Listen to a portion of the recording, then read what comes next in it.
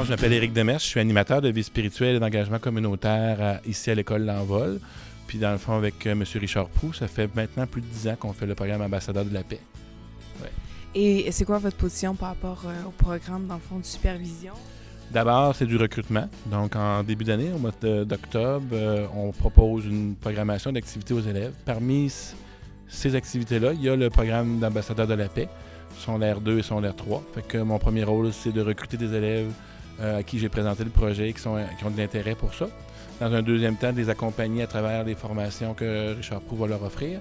Puis après, c'est de faire le pont entre le programme Ambassadeur de la paix et des classes de primaire où est-ce que les élèves vont pouvoir aller, dans le fond, faire vivre des ateliers sur les comportements pacifiques, dans le fond.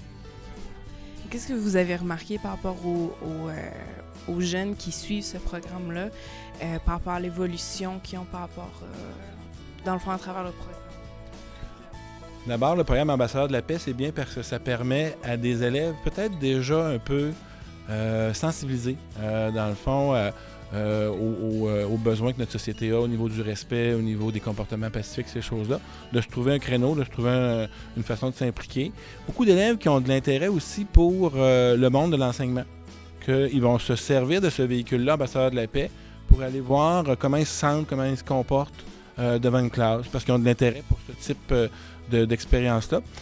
Et puis effectivement, Richard fait faire au début de l'année une journée complète où est-ce qu'on prend le temps de réfléchir sur pourquoi j'ai le goût d'être ambassadeur de la paix. Puis effectivement, nous, ils deviennent, oui, des ambassadeurs au primaire, mais aussi des ambassadeurs dans leur propre vie, dans leur propre école. Puis effectivement, on voit que ça...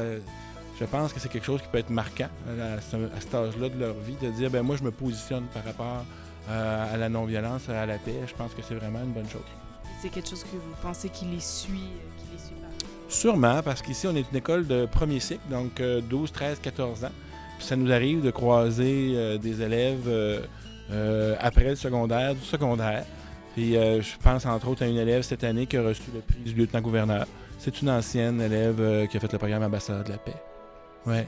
Et auriez-vous une anecdote ou un fait à nous partager par rapport à ce que vous avez vu chez elle? C'est sûr qu'à chaque année, on est touché par... les élèves viennent me raconter qu'ils sont touchés par le témoignage des élèves du primaire. C'est sûr que c'est un malheur dans un bonheur, dans le sens que quand il y a des élèves du primaire qui décident de dénoncer, de nommer des situations où ils vivent de la violence, c'est sûr que là, à ce moment-là, je pense que ce que je retiens souvent des anecdotes, c'est des élèves qui aiment me raconter ça, qui ont l'impression d'avoir... vraiment poser un geste qui a peut-être un petit peu changé quelque chose dans la vie d'un jeune. Ça, je pense que c'est majeur.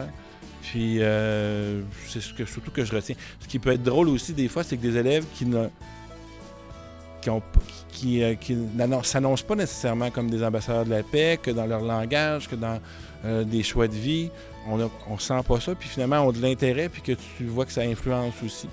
Des élèves avec qui on s'est assis, on a recadré des choses, puis finalement, c'était une bonne chose de permettre à un élève qui, au départ, peut-être dans la vie de tous les jours, n'agit pas nécessairement comme un ambassadeur de la paix, mais que ce programme-là a permis de faire progresser. Je pense que le concept d'ambassadeur de la paix, qui maintenant est repris partout dans les écoles, c'est qu'on a vu à quel point les élèves du secondaire peuvent avoir une influence positive sur le primaire. C'était la bonne idée de Richard au départ, et je pense que ce principe-là est vraiment fondamental dans le principe de faire la communauté entre le primaire et le secondaire. C'est des grands frères et grandes sœurs, c'est précieux. Il y a eu beaucoup de choses qui sont faites de cette façon-là, au niveau de pièces de théâtre, au niveau de projets primaire-secondaire, de passage primaire-secondaire aussi. Donc, ça a été quand même, d'avoir un contact avec l'ambassadeur de la paix, ça l'a permis ça, cette façon-là, cette clé-là de travailler. Sinon, c'est sûr que je pense que ça reste une préoccupation au niveau des écoles que de toujours parler, oui, de comportement, de règles de vie dans une école, mais aussi de ce qui peut dépasser peut-être le cadre de notre école, de parler de paix, mais plus au niveau international. Merci beaucoup. Ça fait plaisir.